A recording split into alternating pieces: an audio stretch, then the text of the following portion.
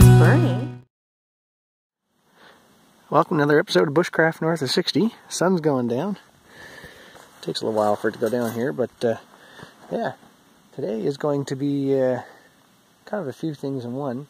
One tree survival fire. You can always start with one tree, but yeah, and I'm going to try out a few saws.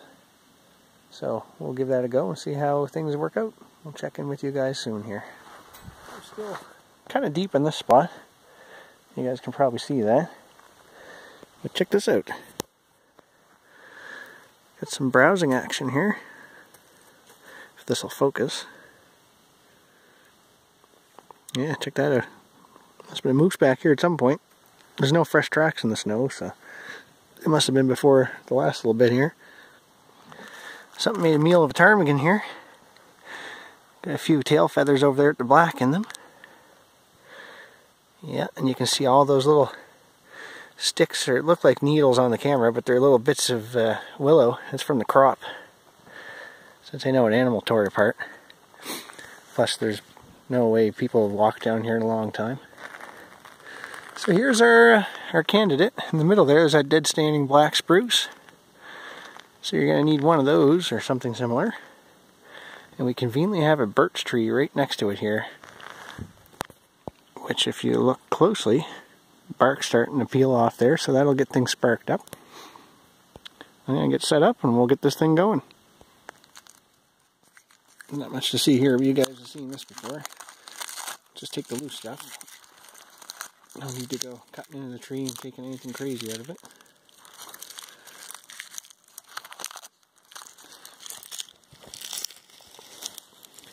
And for the sake of practicing, we'll get enough, but in a real emergency, get as much as you can, because you want to give that fire a good chance to get established and keep you warm and start to look after itself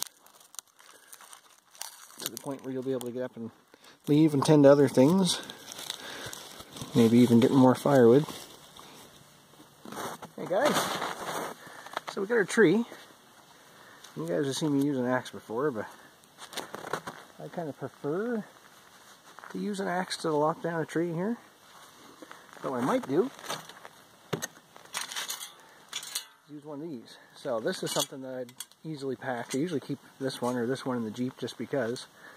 But something like this, I would definitely even just lash that onto my pack or put it down the inside. So you know what? Let's try that. If all else fails, we still have the axe. And you guys are watching me for my new tripod, so we'll see how that works out. This is our first outing. I just thought I'd throw together a little video here. So yeah, let's say this is the only tool you got with you. Let's try do it. If you find a tree, it's dead. This is obviously a small one, but you've got all these dead branches on it. We're going to use those too.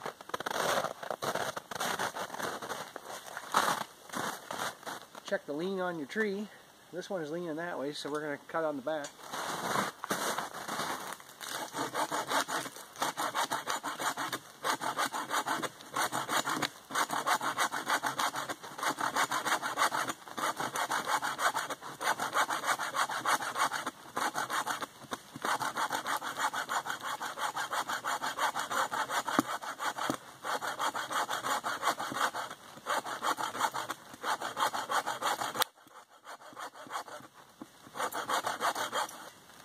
Keep in mind, there's always a chance using a saw through a tree.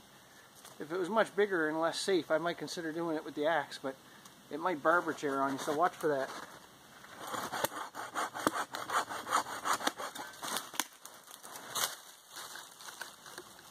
Perfect.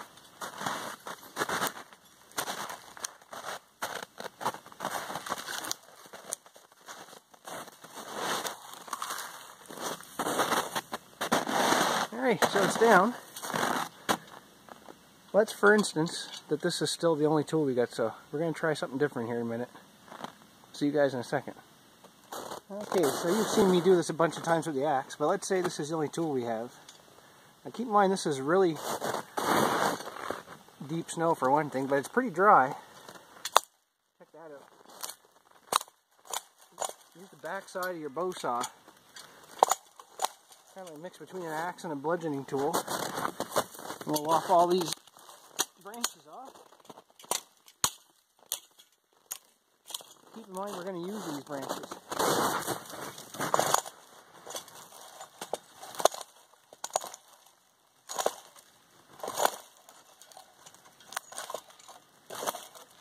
So we get down to just about the crown of the tree here. Now for a survival type fire, you're probably, if you're going to be laying down, want your logs about the same length as your body. For me, if I had something just in front of me with me upright, I usually tend to cut it in about 2-foot sections to stay warm, do some cooking, so we'll do that.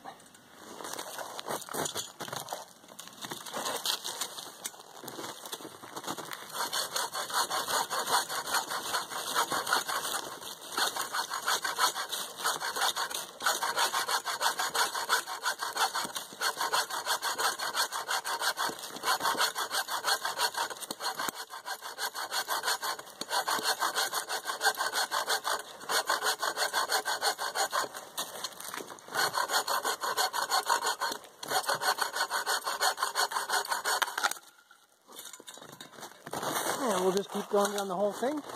We'll see you guys in a minute. So we've got all the ingredients for our fire here.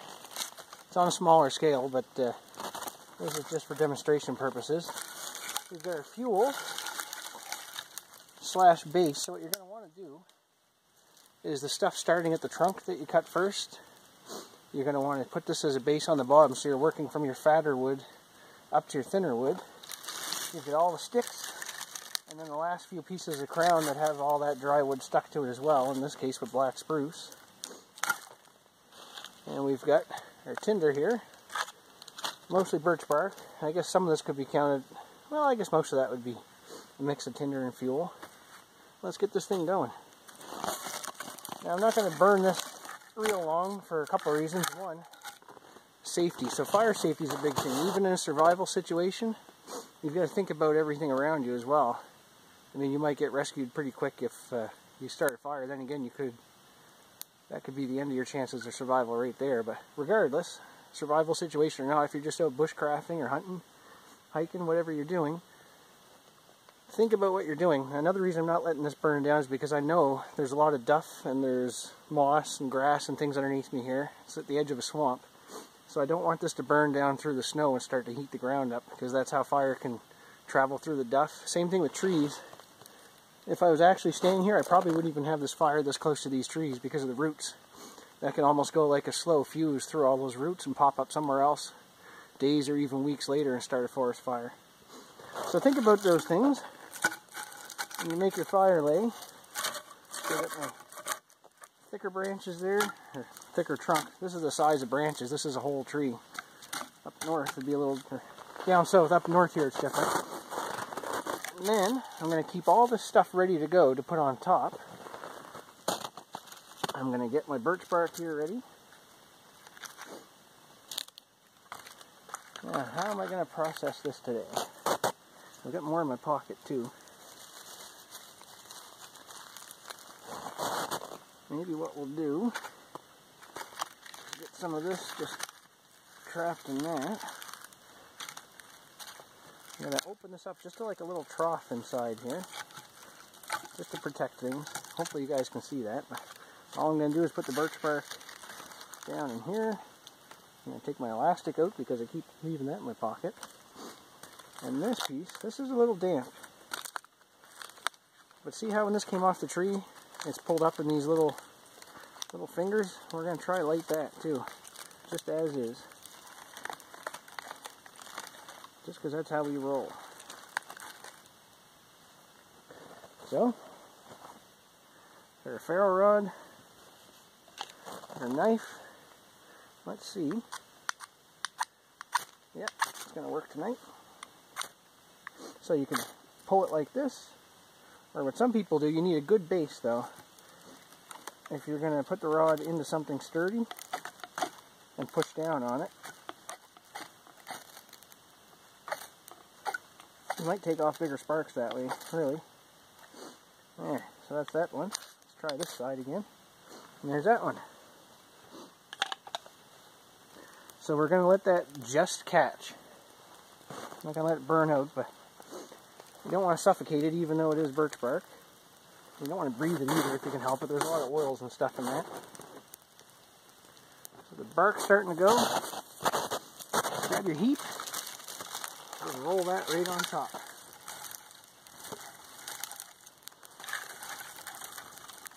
Now it's going to flame up quite a bit on you. That's only going to last for a little bit.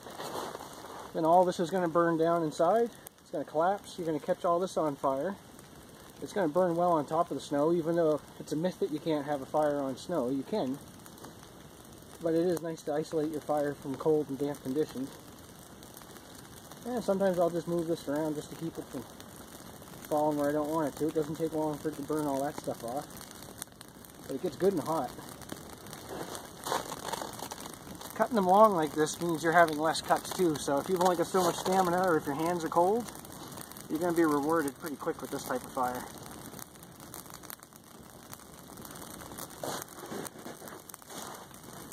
That is getting seriously warm. That's nice.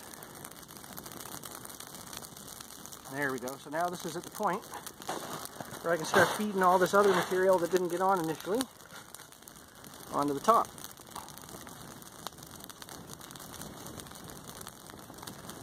It's funny because I see so many people struggling to get fires going. I guess I can understand if you're trying to take stuff off the forest floor, like branches, and cut them and split them and baton them down or something, but if you need a fire, you don't want to mess around with your fire. I like being hot and dry pretty quick. And let me tell you, this is hot, and I'm drying off. A little bit that I did get wet, it's all steaming on me now. And not only was that a one tree survival fire, it's a one tool survival fire. It's handy stuff to know. Another thing, when we go to put this fire out, I'm going to snuff it all out here.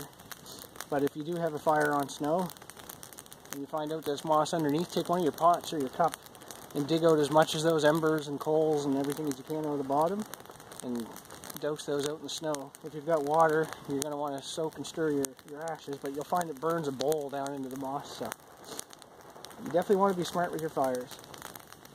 But this is so warm, it's not even funny. For just heating, I would take this over the Siberian fire up here any day. Bigger trees, you'll probably find that either or is going to work, but yeah, this is so cozy, it's not even funny. Well guys, thanks for watching another episode of Bushcraft North of 60, coming at you from the Northwest Territories here in Northern Canada. Feel free to like, share, subscribe, hit the bell notification, and check us out on Facebook as well at capital BN, little o, and then the number 60, BNO60. That's Bushcraft North of 60 on Facebook. Sometimes I'll put little teasers there and things like that. So you guys take care of yourselves. Don't burn the woods down. Stay safe. And we'll see you next time from the Northwest Territories here in Canada. Thanks a lot, guys.